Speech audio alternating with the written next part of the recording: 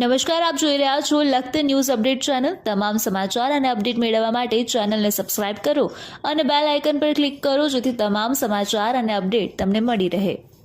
લખતર તાલુકાના સવલાણા ગામેથી ભારતીય જનતા પાર્ટીની ટીમ પસાર થવાની હોવાની જાણ ક્ષત્રિયોને થતાં રસ્તા પર આડસ ઊભી કરી દેતા ભાજપની ટીમ પરત ફરી ગયાનું જણાવી ક્ષત્રિયોનો દ્વારા વિડીયો વાયરલ કરવામાં આવ્યા।